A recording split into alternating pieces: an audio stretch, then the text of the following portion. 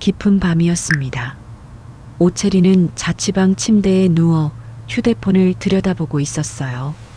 특별히 볼 것도 없는 SNS 피드를 습관처럼 손가락으로 넘기던 중이었죠. 낮에 쌓인 피로가 눈꺼풀을 무겁게 눌렀고 그녀는 막 화면을 끄려던 참이었습니다.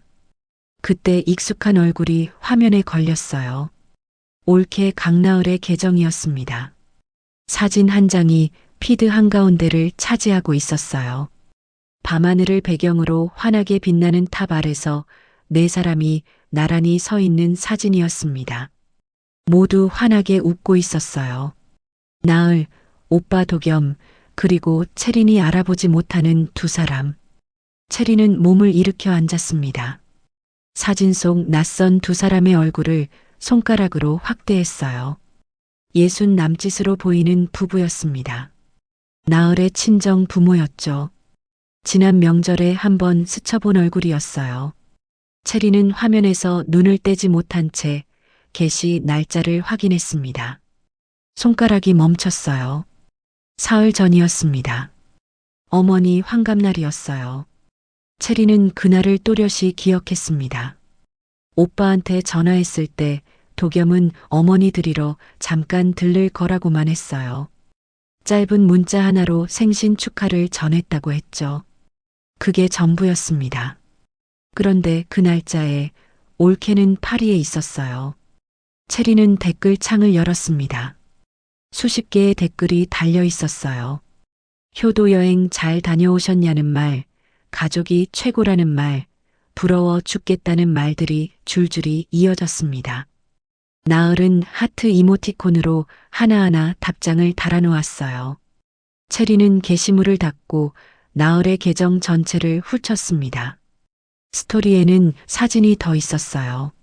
낮에 찍은 미술관 앞 사진, 강가에서 찍은 저녁 사진, 야시장에서 찍은 밤 사진. 날짜를 하나하나 확인할수록 채린의 눈빛이 달라졌습니다. 어머니 환갑 연휴 나흘이 그대로 거기 있었어요. 단 하루도 빠짐없이. 세상에 어떻게 이럴 수가 있죠. 채린은 화면을 캡처했습니다. 사진 4장, 날짜가 보이는 화면, 나흘의 계정 주소까지 차례로 저장했어요. 그리고 어머니에게 전화를 걸었습니다. 신호가 갔지만 받지 않았어요. 이미 주무시는 시간이었습니다. 채리는 전화를 끊고 천장을 올려다봤어요. 어머니가 환갑날 혼자 어떻게 하루를 보냈을지 머릿속으로 그려졌습니다. 미역국이라도 끓여 드셨을까? 아니면 그냥 넘기셨을까? 채리는 오랫동안 그 자리에 앉아 있다가 내일 아침 가장 먼저 항공사에 전화해 보기로 했습니다. 잠은 오지 않았어요. 2달 전으로 거슬러 올라가야 합니다.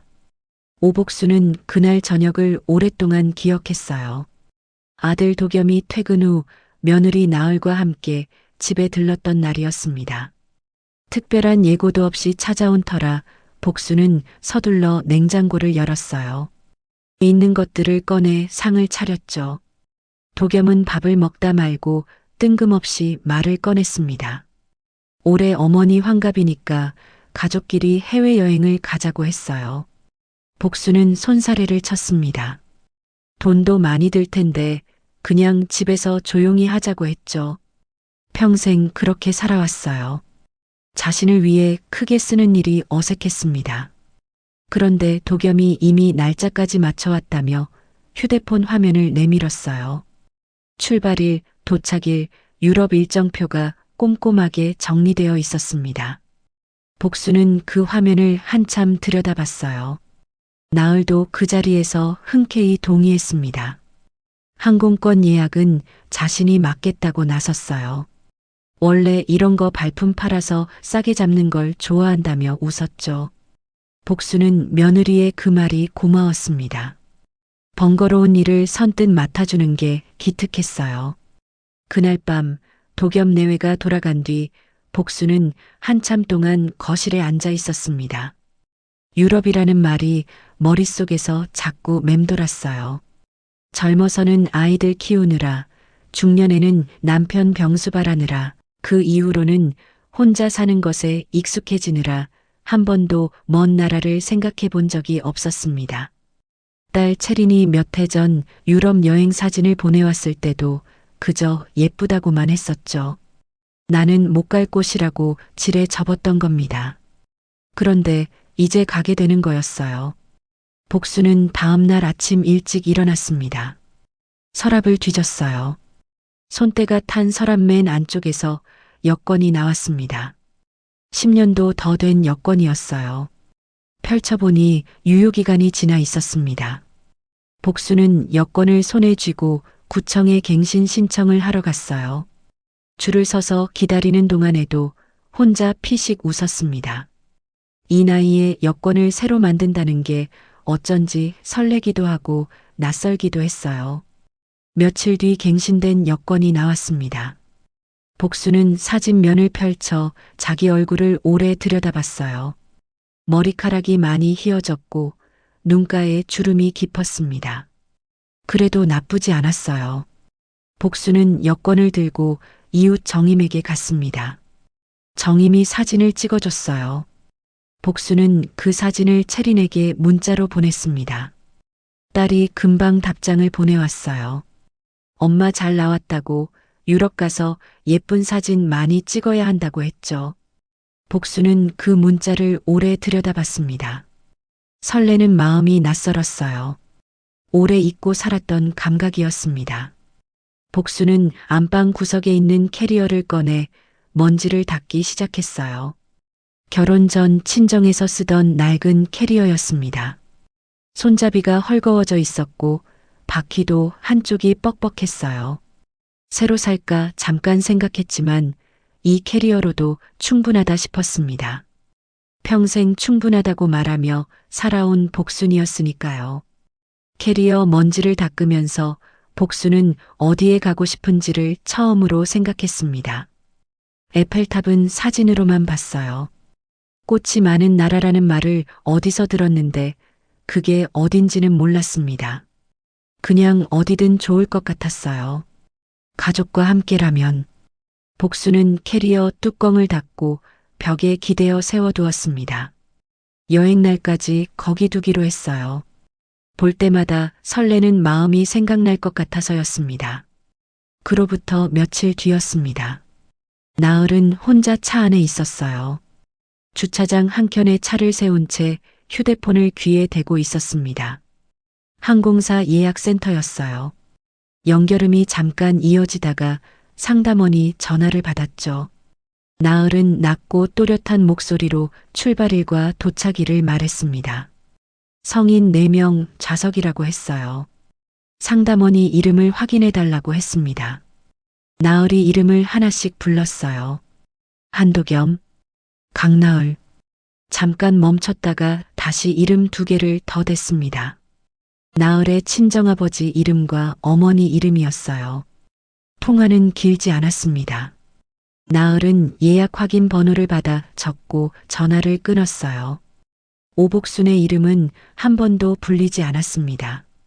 같은 시각 복수는 집에서 여행 준비물 목록을 적고 있었어요. 얇은 겉옷 챙겨야 한다. 편한 운동화 필요하다. 멀미약도 있어야 한다. 손으로 꾹꾹 눌러 쓴 글씨가 노트 한 면을 채워가고 있었습니다. 복수는 유럽 날씨가 어떤지 몰라 체린에게 문자를 넣었어요. 체린이 일교차가 크다고 답해줬고 복수는 목록에 두꺼운 내복도 추가했습니다. 설레는 마음이 목록 한 줄 한 줄에 담겼어요. 며칠이 지났습니다. 나을이 복순의 집에 들렀어요. 마침 복순이 쌀을 안 치던 참이었는데 나을은 부엌 식탁에 앉아 준비가 잘 되고 있냐고 물었습니다. 복순은 손을 닦으며 나왔어요. 캐리어도 꺼내뒀고 준비물도 챙기고 있다고 했습니다. 나을이 웃으며 고개를 끄덕였어요. 복수는 궁금한 게 생겨 물었습니다. 호텔 조식이 포함된 일정이냐고 했어요. 아침마다 식당을 찾아다니는 게 번거로울 것 같아서였죠. 나을은 잠깐 사이를 두다가 다 챙겨뒀다고 했습니다. 걱정 말라는 말도 덧붙였어요. 복수는 그 말을 그대로 믿었습니다. 며느리가 꼼꼼하게 챙기는 편이라는 걸 알고 있었으니까요. 나흘이 돌아갔습니다. 복수는 혼자 식탁에 앉아 차를 한 잔 마셨어요. 여행까지 이제 얼마 남지 않았다 싶으니 마음이 괜히 바빠졌습니다. 옷을 어떻게 입어야 할지, 짐은 얼마나 가져가야 할지, 말이 통하지 않으면 어떻게 해야 할지, 걱정이 하나씩 올라왔다가 설렘에 밀려 사라졌어요. 그래도 좋았습니다. 이런 마음이 오랜만이었어요. 아침에 눈을 뜨면 괜히 기분이 나쁘지 않았고 잠자리에 들기 전에도 여행 생각이 났습니다. 캐리어가 방 한쪽에 서 있는 것만 봐도 입꼬리가 올라갔어요. 복수는 누군가에게 이 마음을 말하고 싶어 정임에게 전화를 걸었습니다. 둘이 한참 동안 수다를 떨었어요. 정임은 면세점에서 뭐가 좋은지 찾아봐 주겠다고 했죠. 그게 출발 열흘 전의 일이었습니다. 복수는 그날 밤 침대에 누워 천장을 올려다봤어요. 유럽의 밤하늘은 어떨까 싶었습니다. 여기보다 별이 더 많이 보일까? 공기는 어떤 냄새일까? 한 번도 가본 적 없는 곳을 상상하는 일이 이렇게 재미있는 줄 몰랐어요. 복수는 오래 뒤척이다가 새벽이 돼서야 잠이 들었습니다. 좋은 꿈을 꿨어요. 어디서인지 모를 낯선 도시의 골목이었는데 햇빛이 돌바닥에 부서지고 있었습니다. 복수는 그 꿈속에서도 기분이 좋았어요. 깨고 나서도 그 골목의 햇빛이 눈에 아른거렸죠. 출발은 열흘 앞으로 다가와 있었습니다. 출발이 사흘 앞으로 다가온 아침이었습니다. 복수는 이른 시간부터 일어나 있었어요. 전날 밤 캐리어에 짐을 반쯤 넣어두었는데 자고 일어나서도 뭔가 빠진 것이 없는지 자꾸 목록을 다시 들여다보게 됐습니다. 얇은 겉옷, 편한 신발, 멀미약, 상비약 파우치 하나씩 손으로 짚어가며 확인하고 있을 때였어요. 휴대폰이 울렸습니다. 나흘이었어요. 복수는 반가운 마음에 얼른 받았습니다. 혹시 출발 전에 챙겨야 할 것이 있냐고 물어보려던 참이기도 했어요. 그런데 나흘의 목소리가 평소와 달랐습니다. 조심스럽게 운을 뗀다 싶더니 어머니가 예전에 출발일 즈음 정기검진이 잡혀 있다고 하지 않으셨냐고 물었어요. 복수는 잠시 멈칫했습니다. 그런 말을 한 적이 없었어요. 정기검진은 2달 전에 이미 다녀왔고 다음 일정은 한참 뒤였습니다. 복순이 그렇게 말하자 나흘은 그랬냐며 잠깐 말을 흐렸어요. 그러다가 이미 환불 처리가 진행 중이라고 했습니다. 일정이 겹칠 수도 있으니 미리 취소해두는 게 낫겠다 싶었다는 말도 붙였어요. 복수는 무슨 말인지 바로 알아듣지 못했습니다. 환불이라는 단어가 귓속에서 2번, 3번 맴돌았어요. 취소가 됐다는 건지, 되는 중이라는 건지, 아니면 이미 다 끝난 건지. 복순이 다시 묻자 나흘은 어머니 일정이 확실하지 않으니까 이번엔 다음으로 미루는 게 낫겠다고만 했습니다. 목소리는 조용하고 차분했어요. 흥분하거나 미안해하는 기색이 없었습니다. 전화를 끊고 나서 복수는 한동안 그 자리에 서 있었어요. 손에 들고 있던 멀미약 봉투를 내려다봤습니다. 약국에서 여행용으로 따로 챙겨달라고 부탁해서 받아온 것이었어요. 복수는 그것을 식탁 위에 내려놓고 도겸에게 전화를 걸었습니다. 신호가 몇 번 가다가 연결됐어요. 도겸은 자신도 방금 나흘에게 들었다고 했습니다. 복순이 정기검진 같은 일정은 없다고 다시 말했어요. 나흘이 착각한 것 같다고, 여행은 그냥 가도 된다고 했습니다. 도겸은 잠시 침묵하다가 나흘이 이미 처리를 해버린 것 같다며 어물쩍 말을 흐렸어요. 복수는 그러면 항공사에 직접 전화해서 다시 확인해 보겠다고 했습니다. 그 말이 채 끝나기도 전에 나흘에게서 다시 전화가 왔어요. 나흘은 자신이 다 처리했으니까 따로 연락하지 않아도 된다고 했습니다. 항공사 쪽에 이미 이야기가 됐다고 괜히 전화해봐야 혼란만 생긴다고 했어요. 목소리는 여전히 부드러웠지만 어딘가 단호했습니다. 복순이 더 말을 이으려 하자 나얼은 어머니 몸 관리가 먼저라는 말로 대화를 마무리 지었어요. 전화가 끊겼습니다. 복순은 식탁 앞에 천천히 앉았어요. 창밖에는 이른 가을 햇살이 환하게 들어오고 있었습니다. 사흘 뒤면 떠나는 날이었는데 지금 자신이 취소된 건지 아닌지조차 알 수 없는 상태였어요. 확인하려 해도 막혔고 물어봐도 답이 돌아오지 않았습니다. 식탁 위에 놓인 멀미약 봉투가 눈에 들어왔어요. 복수는 그것을 집어서 상비약 파우치 안에 다시 넣었습니다. 그러다 멈췄어요. 잠시 들여다보다가 결국 파우치째 서랍 안으로 밀어 넣었습니다. 안방으로 들어가 반쯤 짐이 담긴 캐리어를 오래 바라봤어요. 뚜껑을 닫았습니다. 열었다 닫기를 2번 반복하다가 결국 캐리어를 끌고 벽 쪽으로 밀었어요. 벽에 기대어 세워두었던 자리, 설레는 마음으로 꺼내 먼지를 닦았던 그 자리로 돌아갔습니다. 복수는 한참을 그 앞에 서 있다가 방문을 닫고 나왔어요. 부엌에서 혼자 밥을 차렸습니다. 밥 한 공기를 다 비우지 못하고 숟가락을 내려놓았어요. 입맛이 없었습니다. 창밖의 햇살은 여전히 환했지만 복수는 커튼을 쳤어요. 그리고 소파에 앉아 텔레비전을 켰습니다. 화면이 뭘 보여주는지는 눈에 들어오지 않았어요. 사흘 뒤 비행기는 복순 없이 떠날 예정이었습니다. 그날 저녁이었습니다. 현관벨이 울렸어요. 복순이 문을 열자 도겸이 서 있었습니다. 퇴근길에 들렀다고 했어요. 손에는 편의점 봉투가 들려 있었고 안에는 복순이 좋아하는 식혜 캔 2개가 들어 있었습니다. 복순은 아들을 들였어요. 말없이 식탁에 마주 앉았습니다. 도겸이 먼저 입을 열었어요. 나얼이 준비하느라 고생이 많았다고 했습니다. 항공권이며 호텔이며 일정표까지 혼자 다 챙긴 거라고, 이번엔 일이 꼬였지만 마음은 좋았던 거라고 했어요. 복수는 식혜 캔을 손에 쥔 채 아들의 얼굴을 봤습니다. 도겸은 시선을 식탁 위에 두고 있었어요.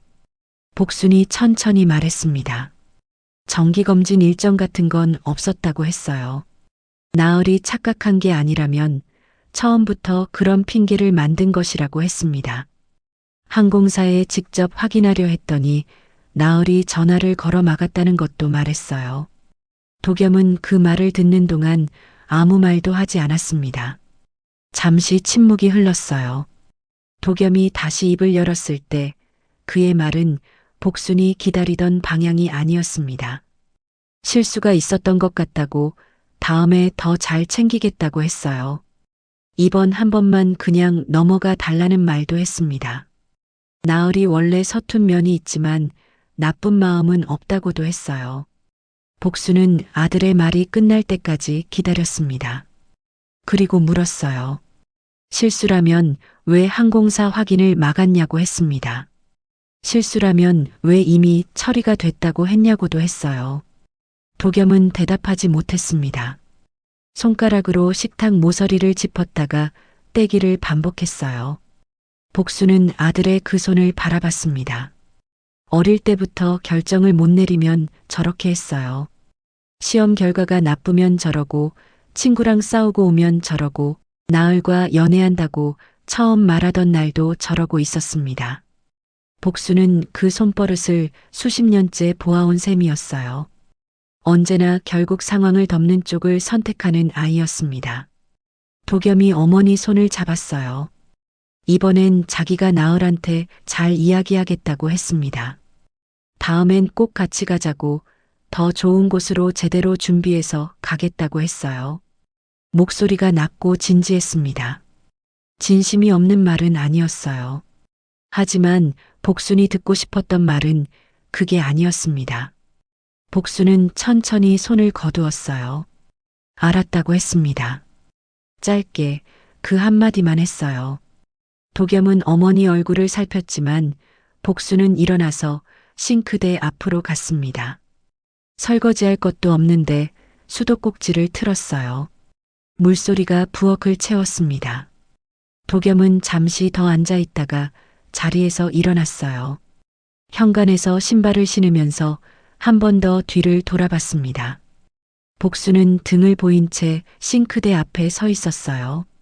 도겸은 다녀가겠다고 했고 복수는 조심해서 가라고 했습니다. 현관문이 닫혔어요. 부엌에 물소리만 남았습니다. 복수는 수도꼭지를 잠그고 손을 닦았어요. 안방으로 들어가 불을 켰습니다. 벽 쪽에 기대어 놓인 캐리어가 눈에 들어왔어요. 복수는 그 앞에 서서 손잡이를 한번 잡았다가 놓았습니다. 그리고 캐리어를 끌어서 침대 밑으로 밀어 넣었어요. 보이지 않는 곳에 두는 게 나을 것 같았습니다. 불을 끄고 누웠지만 잠은 오지 않았어요. 천장을 올려다보는데 얼마 전 꿈속에서 봤던 골목의 햇빛이 떠올랐습니다. 돌바닥에 부서지던 그 햇살이요. 복수는 눈을 감았다가 다시 떴어요. 그 꿈을 다시 꿀 수 있을지 알 수 없었습니다. 창밖에서 바람 소리가 들렸어요. 환갑날 아침이었습니다. 복수는 날이 밝기도 전에 눈이 떠졌어요. 창밖이 아직 어두웠습니다. 누워서 천장을 보다가 그냥 일어났어요. 환갑이라는 걸 아침에 눈 뜨자마자 알아차린 게 오히려 이상한 일처럼 느껴졌습니다. 62회를 살았는데 오늘이 그 첫날이라는 느낌은 전혀 들지 않았어요. 부엌으로 나가 불을 켰습니다. 냉장고를 열었어요. 미역이 있었습니다. 복수는 잠깐 들여다보다가 꺼냈어요. 미역국은 끓이는 사람이 끓여야 한다고, 혼자라도 끓여야 한다고 어릴 때 친정어머니가 말했던 게 생각났습니다. 복수는 냄비에 물을 올렸어요. 미역을 불리는 동안 휴대폰을 확인했습니다. 도겸에게서 문자가 와 있었어요. 생신 축하드린다는 짧은 문장이었습니다. 나얼에게서는 아무것도 없었어요. 체리는 아직 이른 시간이라 자고 있을 터였습니다. 복수는 휴대폰을 식탁 위에 올려두었어요. 도겸의 문자를 다시 열지는 않았습니다. 미역국이 끓었어요. 복수는 밥을 한 공기 담고 국을 떠서 상을 차렸습니다. 혼자 앉아 숟가락을 들었어요. 미역국에서 김이 올라왔습니다. 뜨겁고 짭조름한 냄새가 부엌을 채웠어요. 복수는 한술 떠서 천천히 삼켰습니다. 맛은 늘 끓이던 맛이었어요. 특별하지도 나쁘지도 않은 맛이었습니다. 밥을 반쯤 비웠을 때 체린에게서 전화가 왔어요. 딸의 목소리가 들렸습니다. 엄마 생일 축하한다고 나중에 꼭 맛있는 거 먹으러 가자고 했어요. 복수는 괜찮다고 잘 지내고 있다고 했습니다. 체린이 오늘 오빠 내외는 찾아오냐고 물었어요. 복수는 잠깐 사이를 뒀다가 바쁜가 보다고 했습니다. 체린이 더 묻지 않았어요. 전화를 끊고 나서 복수는 남은 밥을 마저 먹었습니다. 설거지를 하고 거실로 나왔어요. 텔레비전을 켰다가 껐습니다. 소파에 앉아 창밖을 봤어요. 날씨가 맑았습니다. 가을 햇살이 유리창을 환하게 물들이고 있었어요. 어디선가 아이들 웃음소리가 들려왔습니다. 아래층에서 나는 소리 같았어요. 점심때쯤 정임이 벨을 눌렀습니다. 문을 열자 정임이 서 있었어요. 손에 꽃 한 다발을 들고 있었습니다. 하얀 꽃이었어요. 이름은 몰라도 향이 은은했습니다. 정임은 아무 말 없이 꽃을 내밀었어요. 복순이 받아들었습니다. 둘은 한동안 문 앞에 서 있었어요. 정임이 저녁 먹으러 나가자고 했습니다. 복수는 괜찮다고 했어요. 정임은 괜찮지 않아 보인다고 했습니다. 복수는 잠시 정임을 바라봤어요. 수십 년을 이웃으로 살아온 얼굴이었습니다. 이 사람 앞에서는 괜찮은 척을 오래 할 수가 없었어요. 복수는 잠깐만 기다리라고 하고 코트를 꺼냈습니다. 동네 고깃집이었어요. 단골집이라 주인 아주머니가 알아봤습니다. 둘이 구석자리에 앉았어요. 삼겹살을 시켰고 정임이 소주도 한 병 올렸습니다. 불판 위에 고기가 올라가고 기름 냄새가 퍼졌어요. 복수는 불을 조금씩 조절하며 고기를 뒤집었습니다. 손이 익숙하게 움직였어요. 정임이 소주를 따라 복순 앞에 잔을 놓았습니다. 생일 축하해. 복수는 잔을 들었어요. 정임의 잔과 가볍게 부딪혔습니다. 소주가 목으로 넘어갔어요. 차갑고 쓴맛이 천천히 퍼졌습니다. 복수는 잔을 내려놓고 고기를 집었어요. 아무 말도 하지 않았습니다. 정임도 한동안 말을 아꼈어요. 고기가 한 판 비워질 때쯤 정임이 어떻게 된 거냐고 물었습니다. 나으리 취소했다는 거 사실이냐고 했어요. 복수는 고기를 씹다가 천천히 고개를 끄덕였습니다. 정임이 입을 열었다가 다시 닫았어요. 할 말이 없어서가 아니라 말로는 부족해서 그런 표정이었습니다. 둘은 고기를 다 먹고 나서도 한참 앉아 있었어요. 소주가 반 병쯤 비었을 때 복순이 먼저 일어났습니다. 계산은 자기가 하겠다고 했어요. 정임이 말렸지만 복순이 먼저 카운터로 걸어갔습니다. 오늘은 자기 생일이니까 자기가 내는 게 맞다고 했어요. 집으로 돌아오는 길에 바람이 불었습니다. 정임이 팔짱을 꼈어요. 복수는 빼지 않았습니다. 둘이 나란히 골목을 걸었어요. 가로등 불빛이 발밑에 길게 늘어졌습니다. 복수는 걸으면서 정임의 팔에 기댄 무게를 느꼈어요. 오늘 하루 처음으로 무언가에 기댄 것 같았습니다. 집에 들어와 불을 켰어요. 식탁 위에 하얀 꽃이 놓여 있었습니다. 정임이 두고 간 꽃이었어요. 복수는 꽃을 들어 코에 가져다 댔습니다. 향이 아직 남아 있었어요. 꽃병을 찾아 물을 담고 꽃을 꽂았습니다. 창가에 두었어요. 안방으로 들어가 침대에 앉았습니다. 침대 밑으로 캐리어 손잡이 끝이 조금 나와 있었어요. 복수는 그것을 한참 바라봤습니다. 발로 살짝 밀어 안쪽으로 더 넣었어요. 그리고 불을 끄고 누웠습니다. 창가의 꽃향기가 방 안에 희미하게 남아 있었어요. 다음 날 아침이었습니다. 체리는 눈을 뜨자마자 휴대폰을 집어들었어요. 간밤에 잠을 설쳤습니다. 나흘의 SNS 사진이 자꾸 머릿속에 걸렸어요. 에펠탑 앞에서 웃고 있던 네 사람, 그리고 어디에도 없던 어머니. 체리는 자리에서 일어나기 전에 나흘의 계정을 다시 열었습니다. 사진은 그대로 있었어요. 날짜도 그대로였습니다. 꿈이 아니었어요. 체리는 세수를 하고 나와 식탁에 앉았습니다. 물 한 잔을 마시고 항공사 고객센터 번호를 검색했어요. 전화를 걸었습니다. 연결음이 몇 번 가다가 상담원이 받았어요. 체리는 또렷한 목소리로 용건을 말했습니다. 어머니 이름으로 해당 날짜에 예약된 항공권이 있는지 확인해 달라고 했어요. 이름과 생년월일을 불러줬습니다. 상담원이 잠시 조회하더니 답했어요. 해당 성함으로는 예약 이력이 없다고 했습니다. 취소 내역도 없다고 했어요. 처음부터 예약 자체가 된 적이 없다는 뜻이었습니다. 체리는 한 번 더 확인해 달라고 했어요. 혹시 다른 날짜로 잡혀 있을 수도 있으니 전후로 일주일 범위까지 찾아봐 달라고 했습니다. 상담원이 다시 조회했어요. 결과는 같았습니다. 어머니 이름은 어디에도 없었어요. 체리는 통화 중에 말이 나오지 않았습니다. 상담원이 더 도와드릴 것이 있냐고 물었어요. 체리는 없다고 했습니다. 전화를 끊었어요.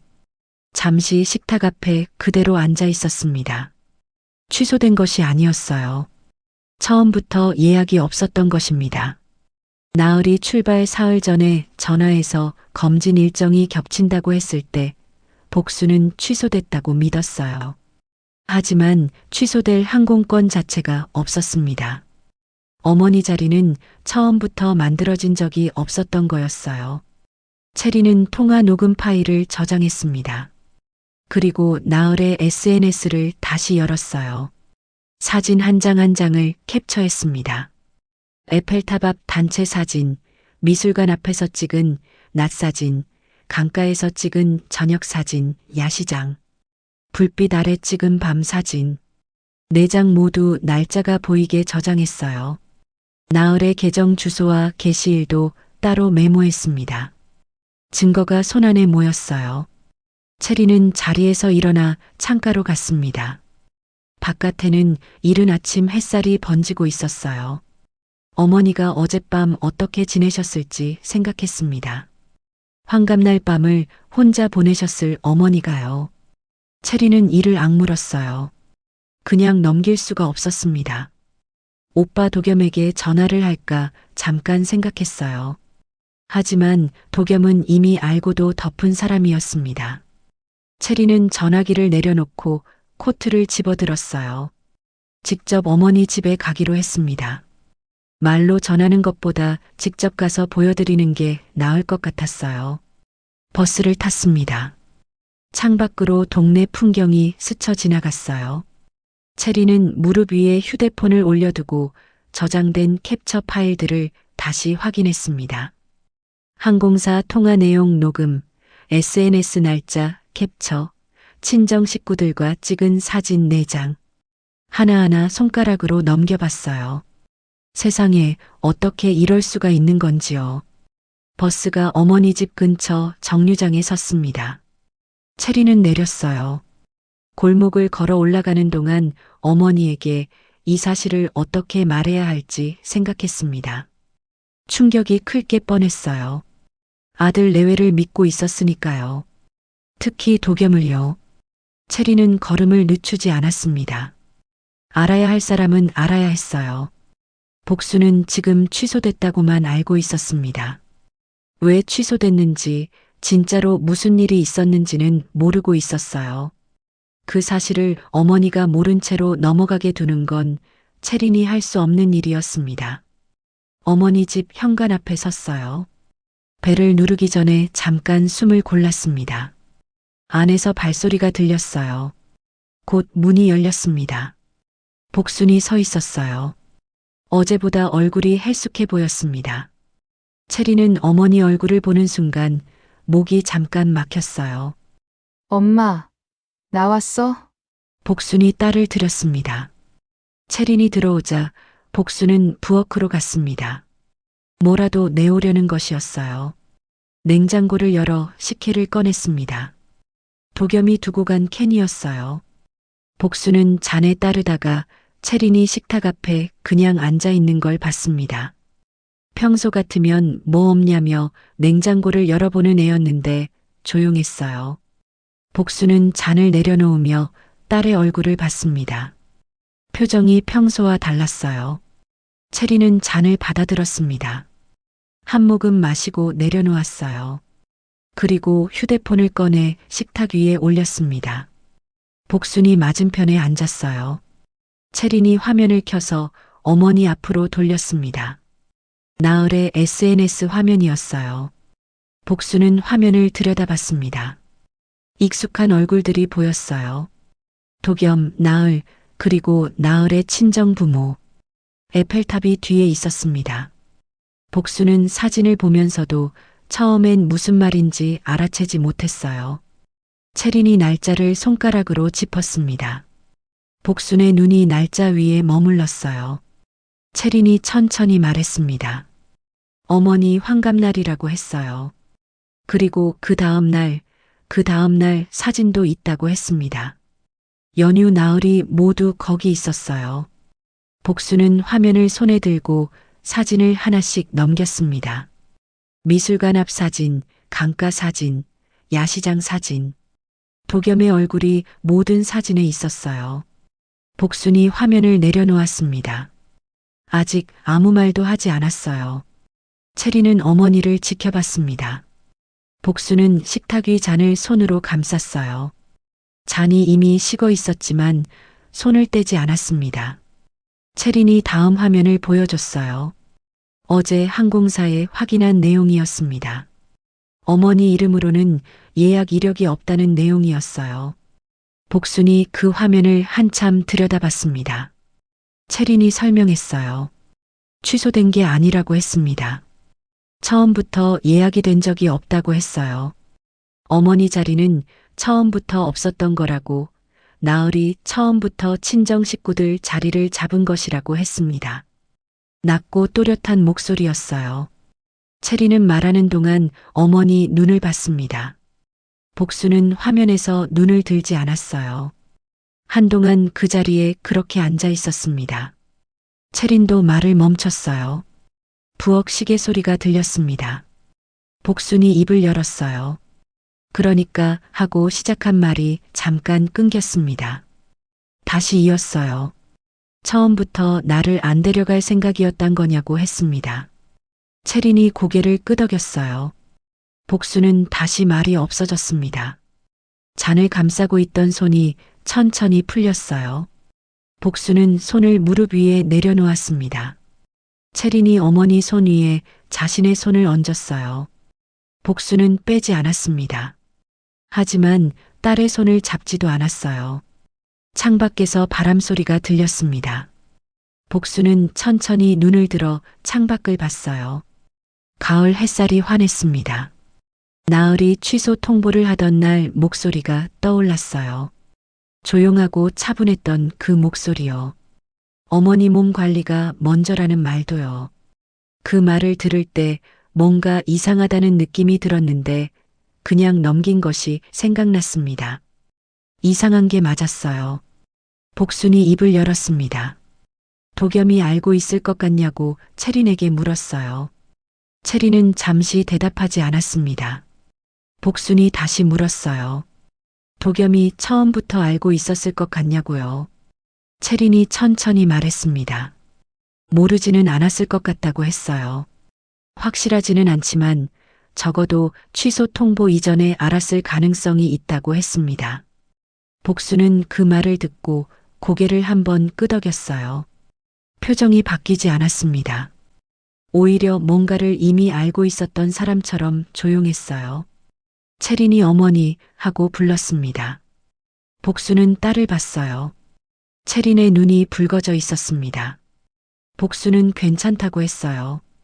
울지 말라고 했습니다. 정작 본인은 울지 않았어요. 눈물이 없는 게 아니라 어디서부터 울어야 할지를 모르는 얼굴이었습니다. 채리는 어머니 손을 꽉 쥐었어요. 복수는 그제야 딸의 손을 마주 잡았습니다. 짧게 한 번, 그리고 천천히 놓았어요. 자리에서 일어나 창가로 걸어갔습니다. 어제 정임이 두고 간 하얀 꽃이 아직 거기 있었어요. 복수는 꽃을 한번 바라봤습니다. 그리고 나으리 했던 말들을 처음부터 천천히 되짚기 시작했어요. 채린이 어머니 집을 나선 건 해가 기울 무렵이었습니다. 골목을 걸어 내려오면서 휴대폰을 꺼냈어요.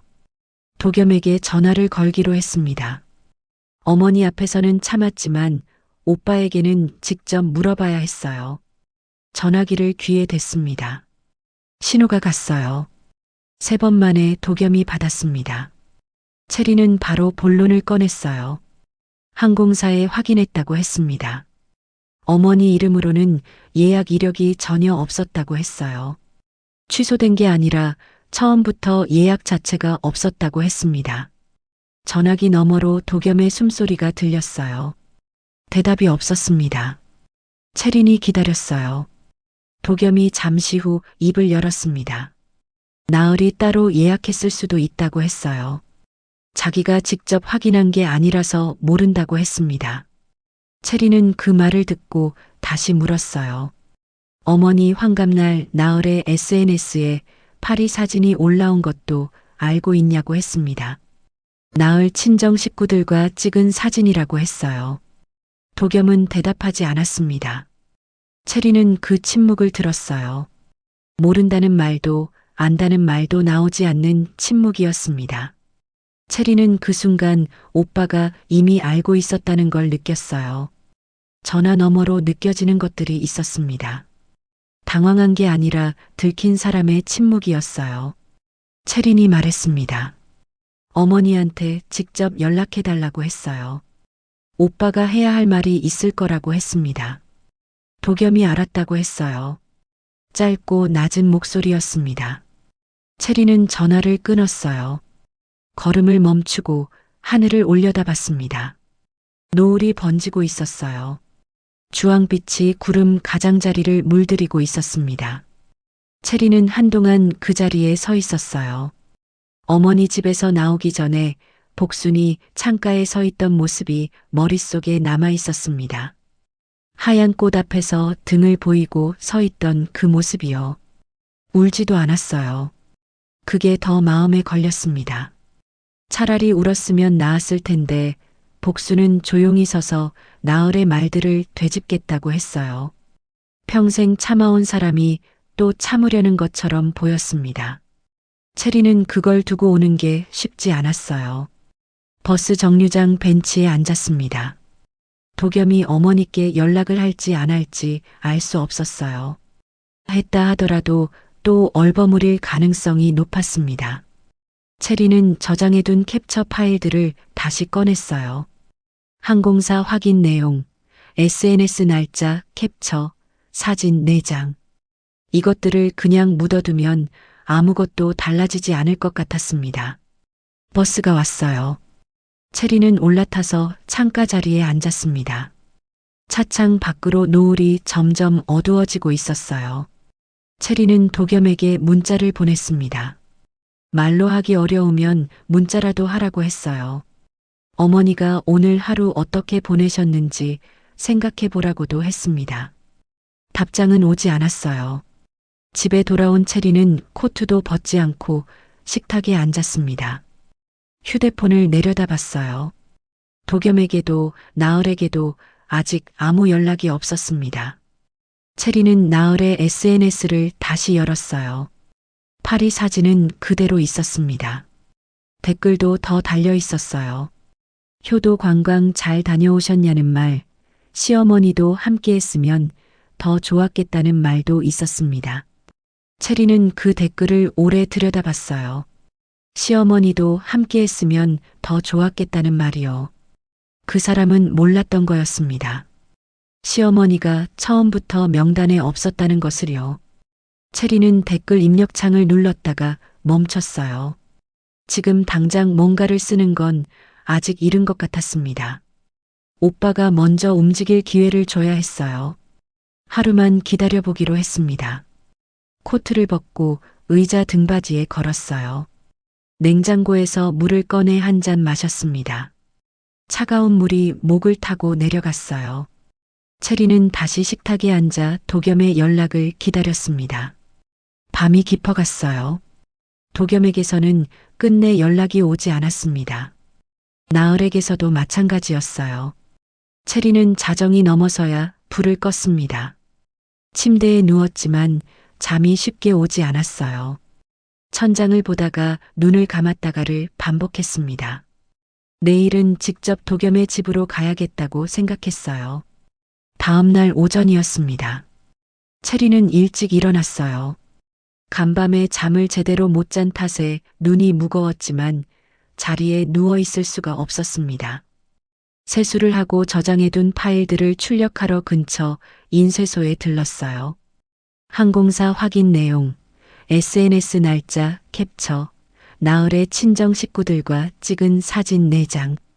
종이 위에 펼쳐진 것들을 보니 화면으로 볼 때와는 또 달랐습니다. 더 선명하고 더 무거웠어요. 체리는 출력물을 봉투에 넣고 도겸의 집으로 향했습니다. 버스에서 내려 골목을 걸어가는 동안 무슨 말을 어떻게 꺼낼지 생각했어요.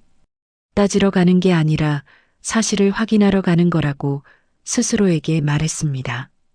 감정을 앞세우면 나을이 오히려 피해자처럼 굴게 뻔했어요.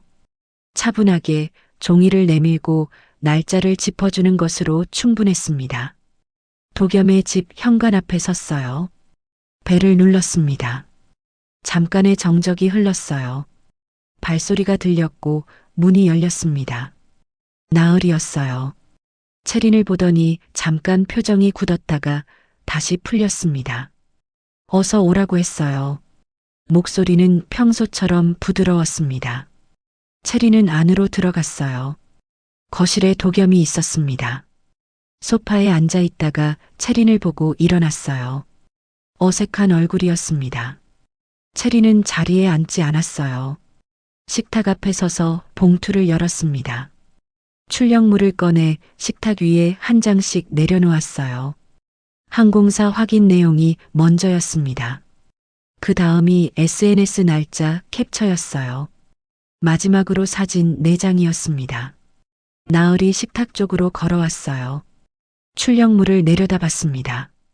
표정이 바뀌지 않았어요. 채린은 나으를 보지 않고 도겸을 봤습니다.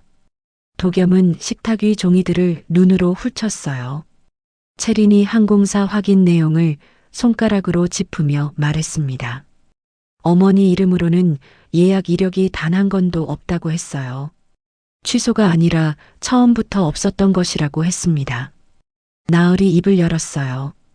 예약 과정에서 착오가 생긴 것이라고 했습니다. 일정을 조율하다 보니 이름을 잘못 올린 것 같다고 했어요. 자신도 당황스럽다고 했습니다. 목소리가 차분했어요. 설명하는 사람처럼 말했지만 사과하는 사람의 말투는 아니었습니다. 채린이 나으를 봤어요. 착오라면 왜 어머니가 항공사에 직접 확인하려 할 때 막았냐고 했습니다. 착오라면 왜 취소됐다고 말했냐고도 했어요. 취소는 있던 것이 없어지는 거지만 처음부터 없었던 건 취소가 아니라고 했습니다. 채린의 목소리는 낮고 또렷했어요. 흔들리지 않았습니다. 나을의 표정이 잠깐 흔들렸어요. 금방 다시 가라앉았습니다. 나을은 채린이 가족 사이를 오해로 엮으려 한다고 했어요. 자신이 얼마나 준비에 공을 들였는지 아냐고 했습니다. 일정 조율이 얼마나 복잡했는지, 친정 식구들 일정까지 맞추는 게 얼마나 어려웠는지를 말했어요. 말이 길어졌습니다. 도겸이 출력물을 집어들었어요. SNS 사진과 날짜를 번갈아 봤습니다.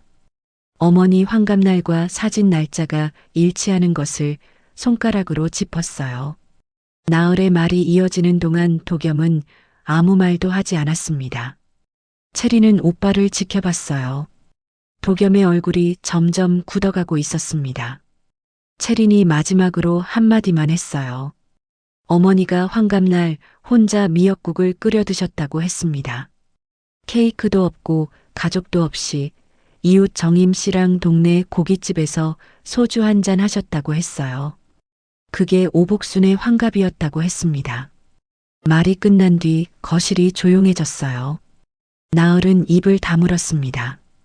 도겸은 출력물을 식탁 위에 내려놓았어요. 채린은 봉투를 집어들었습니다. 더 할 말은 없었어요. 해야 할 말은 다 했고 보여줄 것도 다 보여줬습니다. 현관으로 걸어갔어요.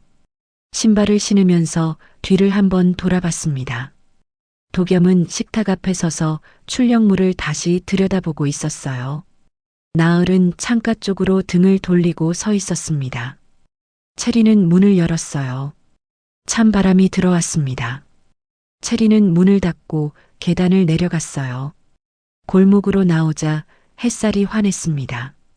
채린은 잠깐 눈을 찡그렸다가 걸음을 뗐어요. 이제 도겸이 어떻게 하는지 지켜봐야 했습니다. 움직이는 쪽은 채린이 아니었어요. 공은 도겸에게 넘어가 있었습니다.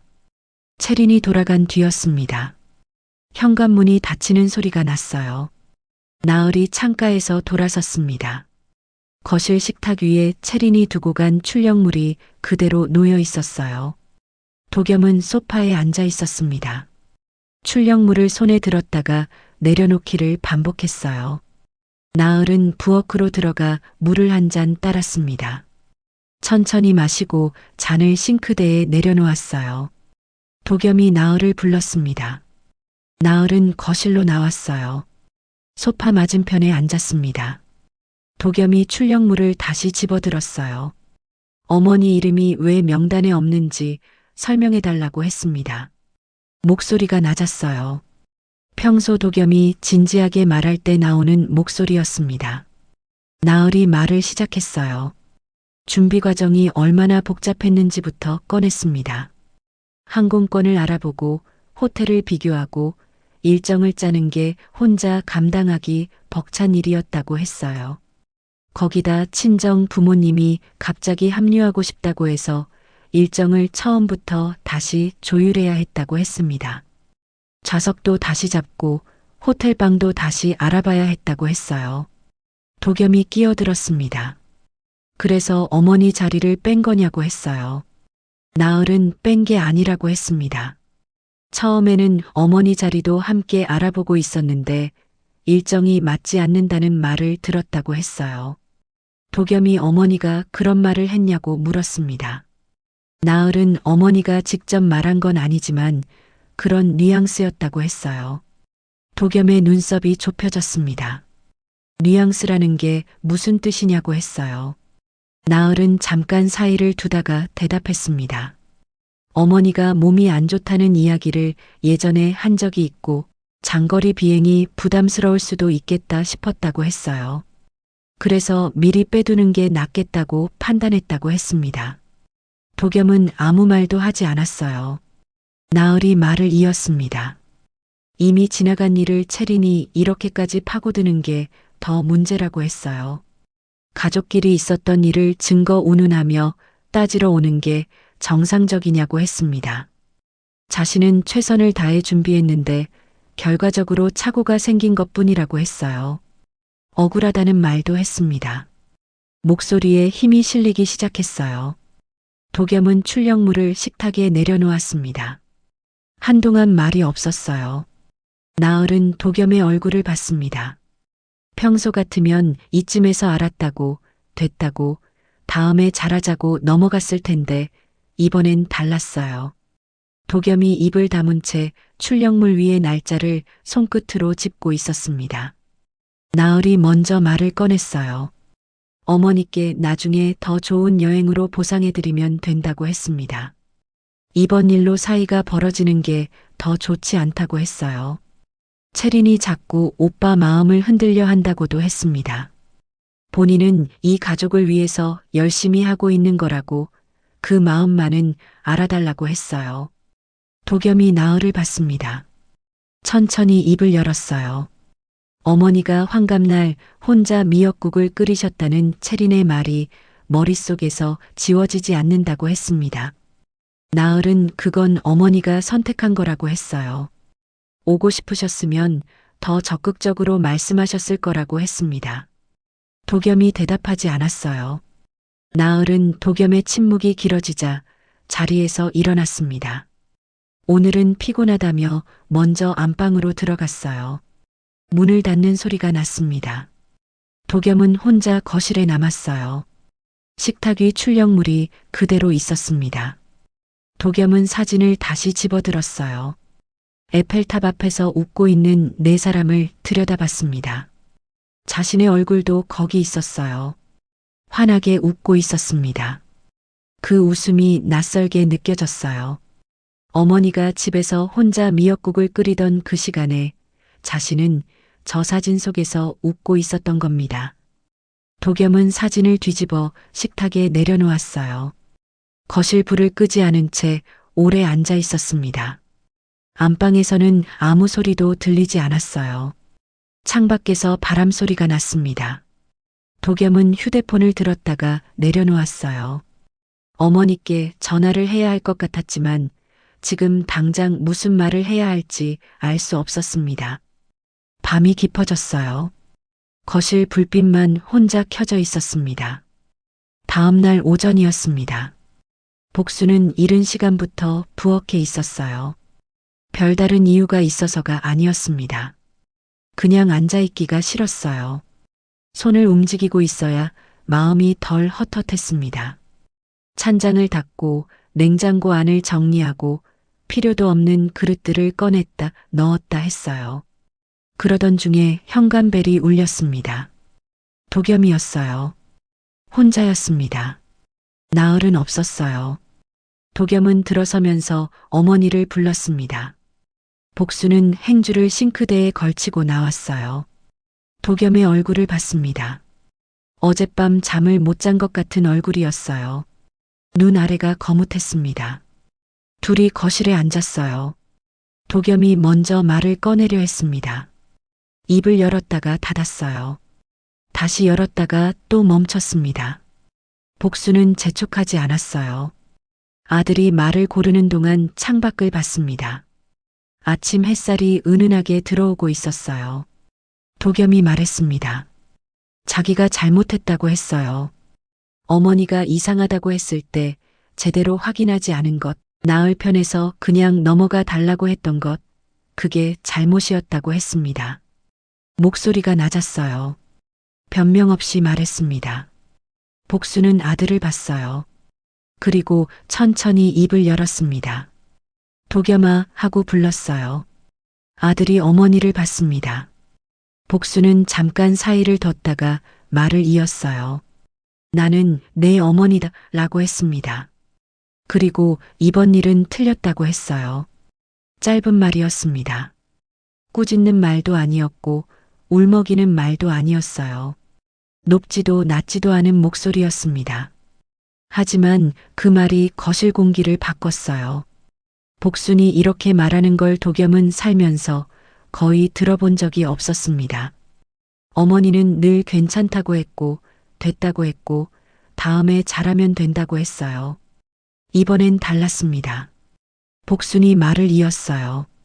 자신이 이상하다고 느꼈을 때 도겸이 확인해 줬어야 한다고 했습니다. 며느리 편에서 덮으려 하기 전에 어머니 말이 맞는지 틀린지 먼저 봤어야 한다고 했어요. 그게 아들이 해야 할 일이었다고 했습니다. 도겸은 아무 말도 하지 않았어요. 고개를 숙였습니다. 복수는 그 모습을 봤어요. 혼내려는 게 아니었습니다. 아들이 알아야 할 것을 아들이 알아야 할 때 말하는 거였어요. 복수는 말을 계속했습니다. 나을한테 화가 나지 않는다고 했어요. 그 말에 도겸이 고개를 들었습니다. 복수는 화가 나지 않는 게 아니라 며느리에게 기대하는 마음을 접었다고 했어요. 처음부터 많이 기대하지 않았는데 그 기대마저 접었다고 했습니다. 그건 나을의 문제라고 했어요. 하지만 도겸은 다르다고 했습니다. 도겸은 자기 아들이라고 했어요. 아들은 달라야 한다고 했습니다. 도겸의 눈이 붉어졌어요. 복수는 그걸 보면서도 말을 멈추지 않았습니다. 앞으로 나을이 이런 일을 또 할 수도 있다고 했어요. 그때도 도겸이 같은 선택을 할 거냐고 했습니다. 덮는 쪽을 선택할 거냐고 했어요. 도겸이 고개를 저었습니다. 아니라고 했어요. 앞으로는 그러지 않겠다고 했습니다. 복수는 도겸의 대답을 듣고 잠시 아들을 봤어요. 믿는다거나 믿지 않는다는 말을 하지 않았습니다. 그냥 알았다고 했어요. 일어서서 부엌으로 갔습니다. 물을 올렸어요. 도겸이 뭐 하냐고 물었습니다. 복수는 국 끓인다고 했어요. 아직 아침 못 먹었을 것 같아서라고 했습니다. 도겸은 한동안 어머니 등을 바라봤어요. 엄마, 복순이 돌아봤습니다. 도겸이 미안하다고 했어요. 이번엔 변명 없이 덧붙이는 말 없이 그 한마디만 했습니다. 복수는 도겸을 잠깐 봤어요.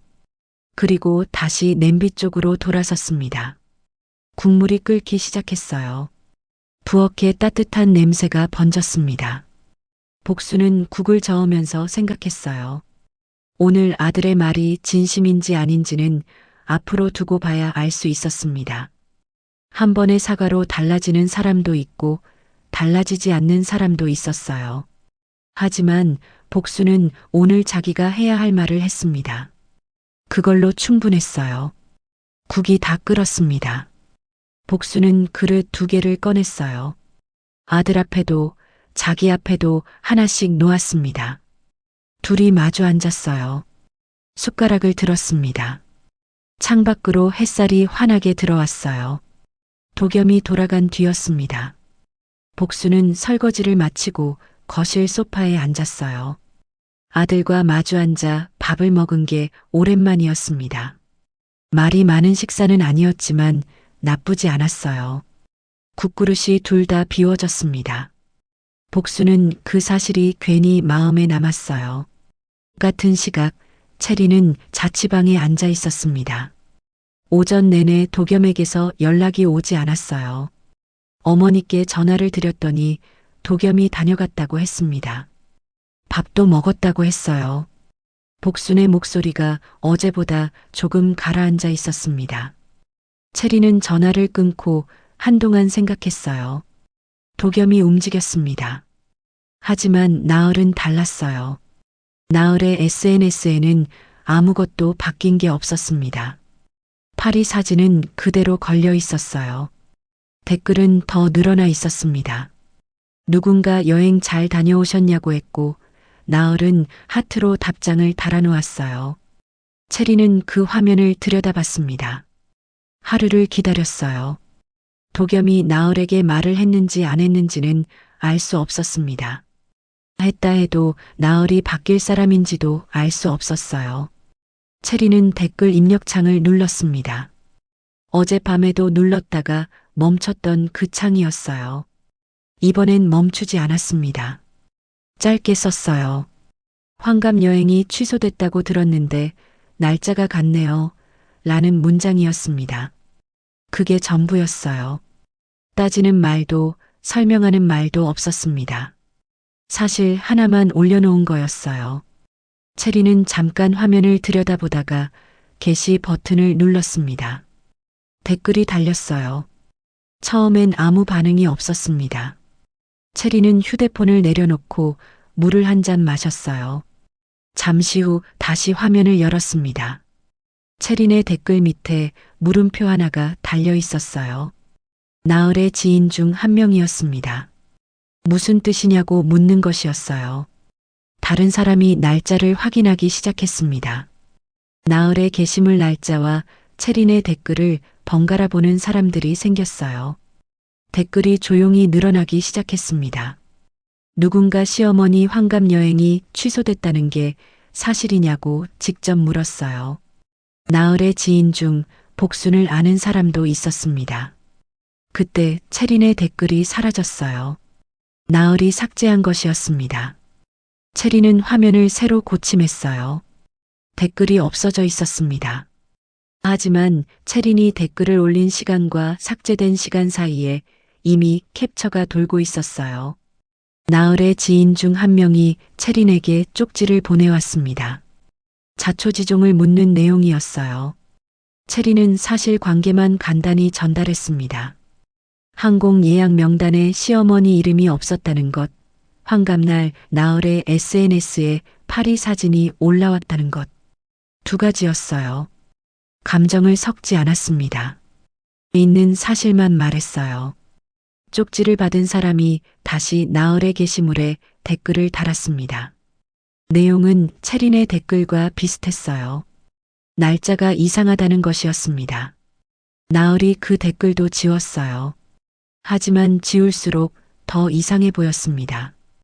댓글이 계속 사라지자 오히려 사람들의 눈길이 더 모였어요.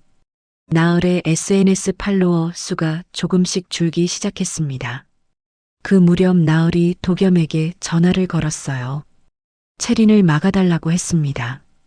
SNS를 건드리는 걸 멈추게 해달라고 했어요. 도겸의 휴대폰이 울렸습니다. 도겸은 화면을 봤어요. 나을의 이름이 떠 있었습니다. 도겸은 한동안 화면을 들여다보다가 전화를 받지 않았어요. 휴대폰이 끊겼습니다. 잠시 후 다시 울렸어요. 도겸은 이번에도 받지 않았습니다. 나을에게서 문자가 왔어요. 빨리 전화하라는 내용이었습니다. 도겸은 문자를 읽고 휴대폰을 주머니에 넣었어요. 회사 복도를 걸어가면서 복순에게 전화를 걸었습니다. 어머니가 받았어요. 도겸은 오늘 하루 어떠시냐고 물었습니다. 복순은 괜찮다고 했어요. 별일 없다고 했습니다. 도겸은 잠깐 말을 멈췄다가 저녁에 또 들를게요. 라고 했어요. 복수는 오지 않아도 된다고 했습니다. 그러나 목소리는 나쁘지 않았어요.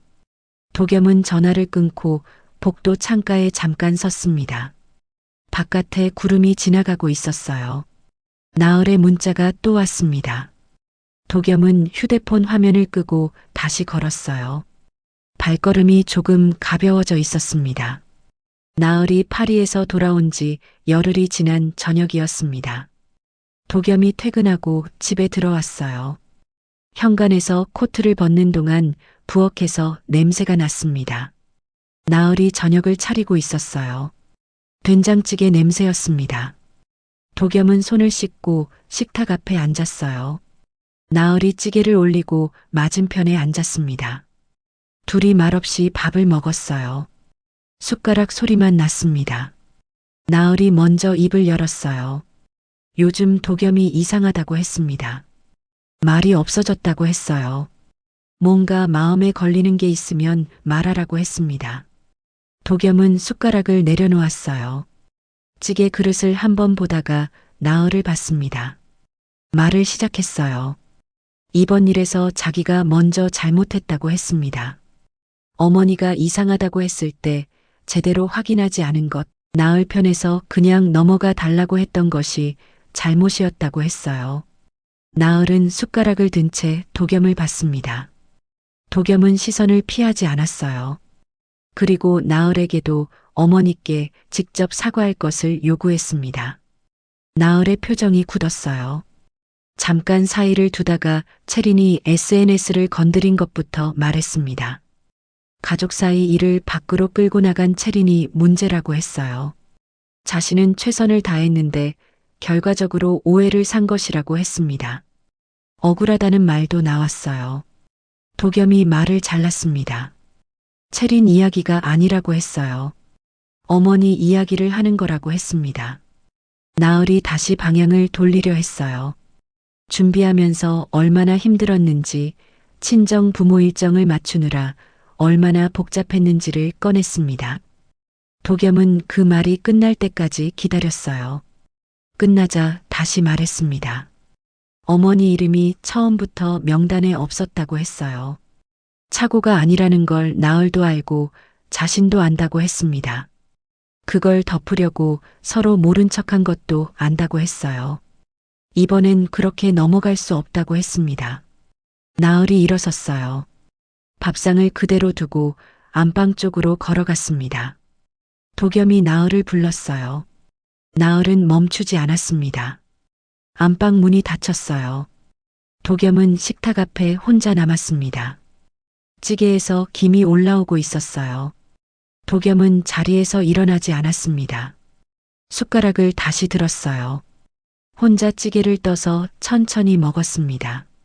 평소 같으면 안방 문 앞에 가서 달랬을 텐데 오늘은 그러지 않았어요. 나을이 문을 열고 나오기를 기다리지도 않았습니다. 그냥 혼자 밥을 먹었어요. 식사를 마치고 그릇을 씻었습니다. 나을 것까지 씻었어요. 행주로 싱크대를 닫고 가스불을 껐습니다. 거실로 나와 소파에 앉았어요. 텔레비전을 켰다가 껐습니다. 휴대폰을 들어 어머니에게 문자를 보냈어요. 오늘 저녁 잘 드셨냐고 했습니다.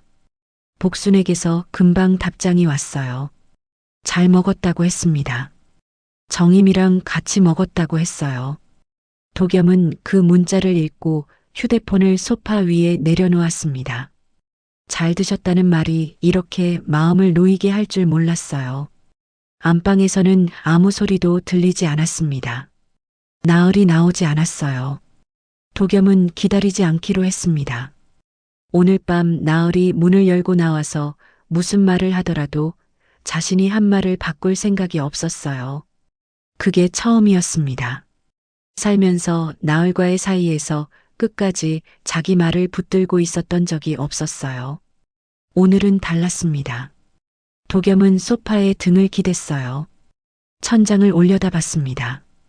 어머니 집 거실 천장이 떠올랐어요. 아침에 국그릇 2개를 내려놓던 어머니 손이 떠올랐습니다.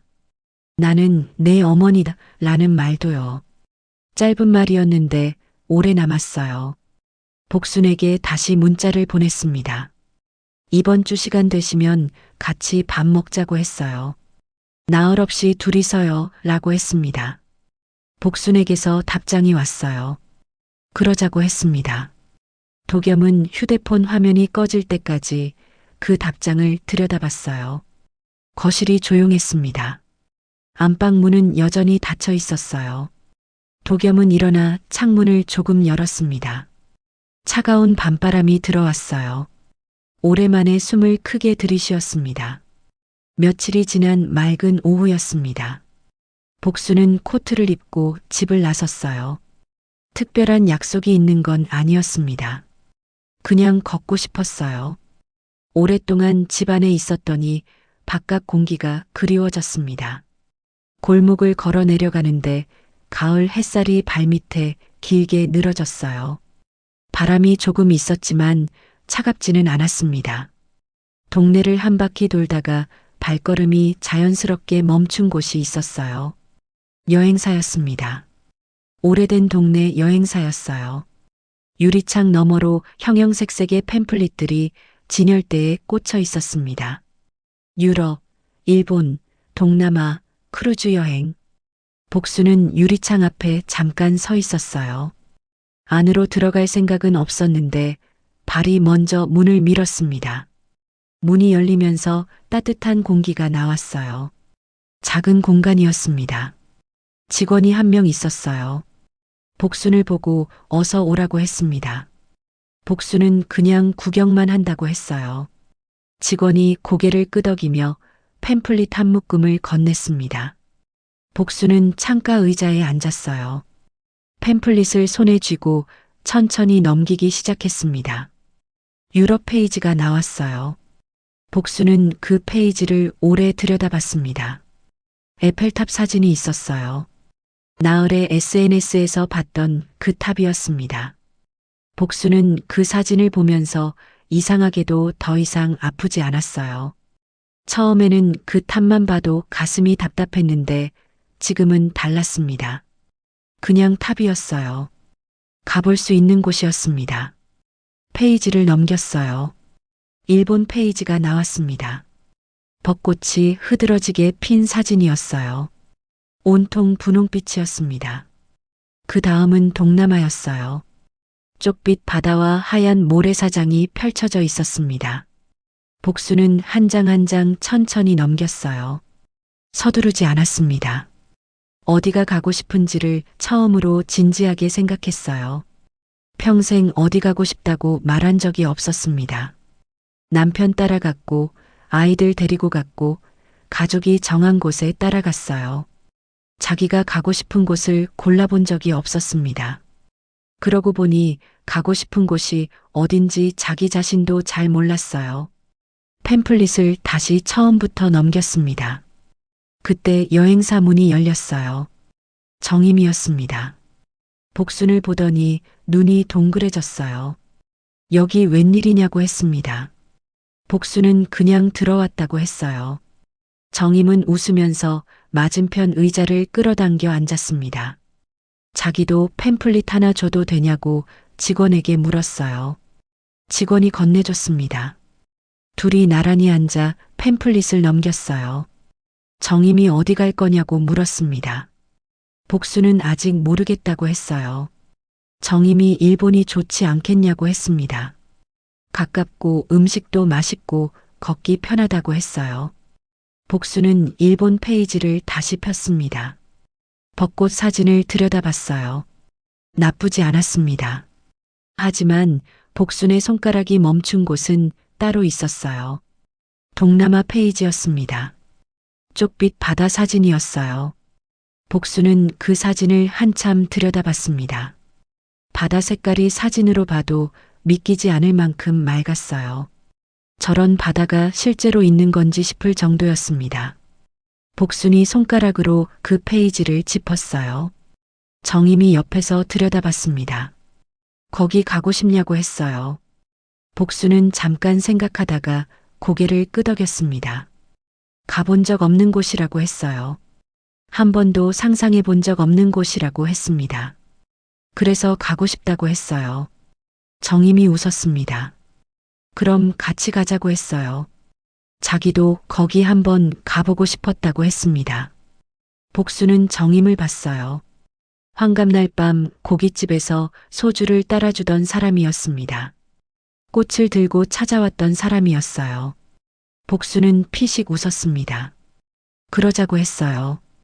둘이 자리에서 일어나 직원에게 갔습니다. 복순이 팸플릿을 내밀며 이쪽으로 알아봐 달라고 했어요. 직원이 자리에 앉으면서 여권 가지고 계시냐고 물었습니다. 복수는 있다고 했어요. 갱신한 지 얼마 안 됐다고 했습니다. 직원이 그럼 바로 진행할 수 있겠다며 안내를 시작했어요. 복수는 의자에 앉아 설명을 들었습니다. 정임이 옆에서 일정표를 들여다봤어요. 둘이 고개를 맞대고 날짜를 짚었습니다. 창밖으로 오후 햇살이 환하게 들어왔어요. 복수는 안내 자료를 받아 손에 쥐었습니다. 종이가 따뜻했어요. 처음 가는 곳이었습니다. 아무도 대신 정해주지 않은 곳이었어요. 복순이 처음으로 자기 손으로 고른 곳이었습니다. 여행사 문을 밀고 나왔어요. 햇살이 쏟아졌습니다. 바람이 코트 자락을 건드렸어요. 복수는 안내 자료를 꼭 쥔 채 정임과 나란히 걸었습니다. 골목이 환했어요. 발걸음이 가벼웠습니다.